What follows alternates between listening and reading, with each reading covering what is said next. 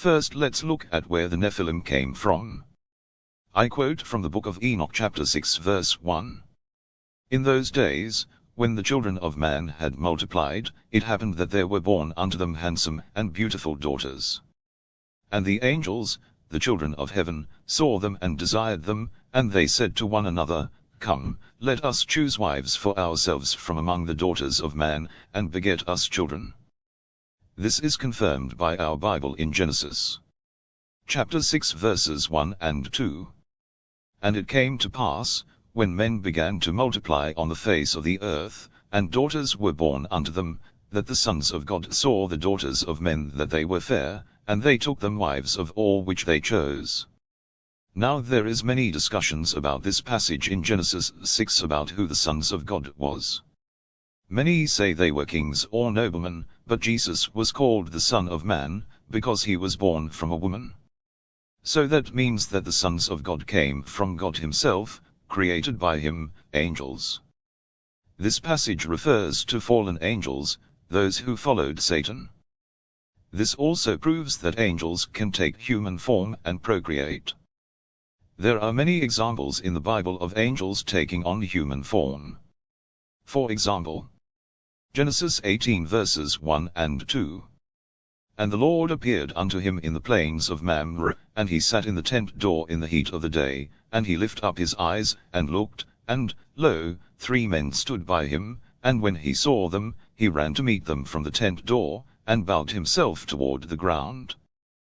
There are those who use the following quote by Jesus to prove their statement, that angels cannot procreate. Matthew 22 verse 30. For in the resurrection they neither marry, nor are given in marriage, but are as the angels of God in heaven. Because these people don't understand the word, they draw their own conclusions. Jesus meant that we would be like the angels in heaven who obey God's word. Fallen angels don't obey God, and therefore they procreate. Now back to the book of Enoch. Chapter 7 verse 1. And they took wives unto themselves, and every one respectively chose one woman for himself, and they began to go unto them. And the women became pregnant, and gave birth to great giants. Genesis confirms this. Chapter 6 verse 4. The Nephilim were on the earth in those days, and also afterward, when the sons of God went to the daughters of men, and had children by them. They were the heroes of old, men of renown. As you can see, the Nephilim were the offspring of the fallen angels. But the fallen angels did more than just marry earthly women. According to Enoch, they taught mankind many secrets. Enoch chapter 8 verse 1. And Azazel taught the people the art of making swords, and knives, and shields, and breastplates, and he showed to their chosen ones bracelets, decorations, shadowing of the eye with antimony, ornamentation, the beautifying of the eyelids, all kinds of precious stones, and all culling tinctures and alchemy. And they taught them magical medicine, incantations, the cutting of roots, and taught them about plants. And there were many wicked ones, and they committed adultery and erred, and all their conduct became corrupt. Amasras taught incantation, and the cutting of roots, and Amaros the resolving of incantations, and Barachiel astrology, and Kokarel the knowledge of the signs, and Tamel taught the seeing of the stars, and Asdael taught the course of the moon, as well as the deception of man. And the people cried, and their voice reached unto heaven. But this was just the beginning. The Nephilim caused mankind a lot of problems as well.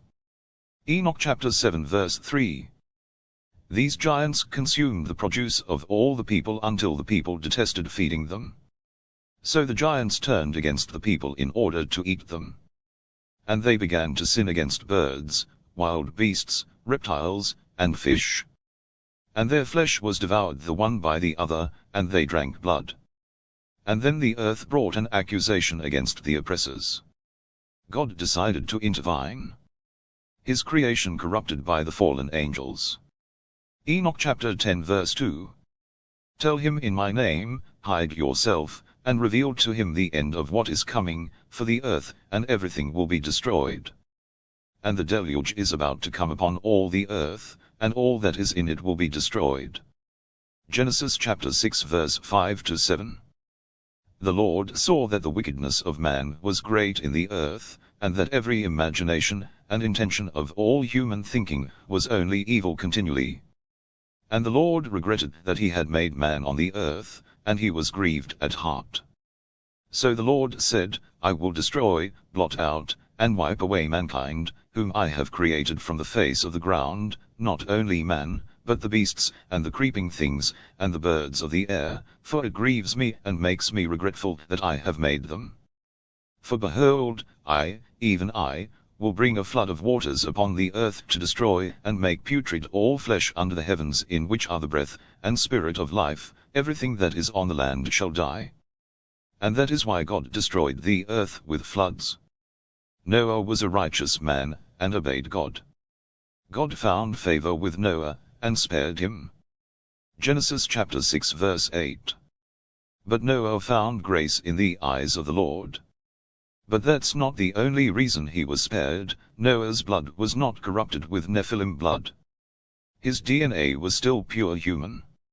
Genesis chapter 6 verse 12 and 13. And God looked upon the earth, and, behold, it was corrupt, for all flesh had corrupted his way upon the earth. And God said unto Noah, The end of all flesh is come before me, for the earth is filled with violence through them, and, behold, I will destroy them with the earth. After the flood all living things on earth was destroyed except for Noah, his family and the animals he brought into the ark. Genesis chapter 7 verses 21 and 22. And all flesh died that moved upon the earth, both of fowl, and of cattle, and of beast, and of every creeping thing that creepeth upon the earth, and every man, all in whose nostrils was the breath of life, of all that was in the dry land, died. And every living substance was destroyed which was upon the face of the ground, both man, and cattle, and the creeping things, and the fowl of the heaven, and they were destroyed from the earth, and Noah only remained. But though God destroyed the Nephilim's bodies, the human side, their spirits, the angel side, remained scattered on the earth. Throughout the Bible we encounter these spirits or demons, not fallen angels. 1 Samuel chapter 16 verse 14. But the Spirit of the Lord departed from Saul, and an evil spirit from the Lord troubled him. Isaiah chapter 47 verse 9. They shall come upon you in full measure, in spite of the multitude of your claims to power given you by the assistance of evil spirits, in spite of the great abundance of your enchantments. Luke chapter 8 verse 2. And certain women, which had been healed of evil spirits and infirmities, Mary called Magdalene, out of whom went 7 devils. Luke chapter 11 verse 24. When an impure spirit comes out of a person, it goes through arid places seeking rest, and does not find it. Then it says, I will return to the house I left. When it arrives, it finds the house swept clean and put in order. Then it goes and takes 7 other spirits more wicked than itself, and they go in and live there. And the final condition of that person is worse than the first. Mark chapter 5 verse 8. For he said unto him, Come out of the man, thou unclean spirit. And he asked him, What is thy name? And he answered, saying, My name is Legion, for we are many. As you can see, these demons have plagued mankind since the flood. So when you hear about someone who is demon-possessed or talking to their ancestors, you know a demon is behind it. When we study Genesis chapter 6 verse 4, we see there were Nephilim in the days of Noah, and after the flood.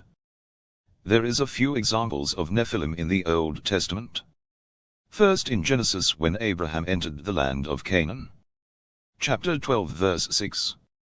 And Abraham passed through the land unto the place of Shechem, unto the plain of Moreh. And the Canaanite was then in the land. When the Israelites left Egypt for the promised land, Moses sent spies into the promised land. They returned talking about Nephilim. Numbers chapter 13 verses 31 to 33. But the men that went up with him said, We be not able to go up against the people, for they are stronger than we. And they brought up an evil report of the land, which they had searched unto the children of Israel, saying, the land, through which we have gone to search it, is a land that eateth up the inhabitants thereof, and all the people that we saw in it are men of a great stature. And there we saw the giants, Nephillim, the sons of Anak, which come of the giants, and we were in our own sight as grasshoppers, and so we were in their sight. Once again God stepped in to destroy the Nephilim through the conquest of Israel over Canaan. Joshua chapter 11 verses 20 to 22. For it was of the Lord to harden their hearts, that they should come against Israel in battle, that he might destroy them utterly, that they might have no favor, but that he might destroy them, as the Lord commanded Moses. And at that time came Joshua, and cut off the Anakims from the mountains, from Hebron, from Debir, from Anab, and from all the mountains of Judah, and from all the mountains of Israel. Joshua destroyed them utterly with their cities. There was none of the Anakims left in the land of the children of Israel, only in Gaza, in Gath, and in Ashdod, there remained. But the remaining Nephilim fled. The last mention in the Bible of them is Goliath the Philistine, who came from Gath. He had 4 relatives. 1 Samuel chapter 17 verse 4. And there went out a champion out of the camp of the Philistines, named Goliath, of Gath, whose height was 6 cubits and a span. 2 Samuel chapter 21 verses 16 to 22. And Ishbi-benob, which was of the sons of the giant. And it came to pass after this, that there was again a battle with the Philistines at Gob. Then Sibbechai the Hushathite slew Zaph, which was of the sons of the giant. And there was again a battle in Gob with the Philistines, where Elhanan the son of Jehoiarib, a Bethlehemite, slew the brother of Goliath the Gittite, the staff of whose spear was like a weaver's beam. And there was yet a battle in Gath, where was a man of great stature, that had on every hand 6 fingers, and on every foot 6 toes, 24 in number, and he also was born to the giant. And when he defied Israel, Jonathan the son of Shimei the brother of David slew him. These 4 were born to the giant in Gath, and fell by the hand of David, and by the hand of his servants. After that we find no mention of the Nephilim again, either in the Old nor the New Testament. I believe that among us today, there are still Nephilim blood in the nations, because of all the intermarrying. That's why God forbid the Israelites to intermarry with the nations of Canaan. Deuteronomy chapter 7 verse 3. Neither shalt thou make marriages with them, thy daughter thou shalt not give unto his son, nor his daughter shalt thou take unto thy son. In theory we might see the return of the Nephilim in the last days before the second coming of Jesus Christ our Lord. Now the arguments of most scholars are the fact, that all Nephilim were destroyed during the flood, so how could they survive the flood, or did fallen angels rebirth them? Other arguments are that Noah's son, Ham's wife were infected with Nephilim blood, and that is why Canaan his son was cursed. Explaining where the Nephilim came from in Canaan. The Bible doesn't say, so this issue stays debatable. Watch Satan's plan and see how Satan planned to corrupt God's creation.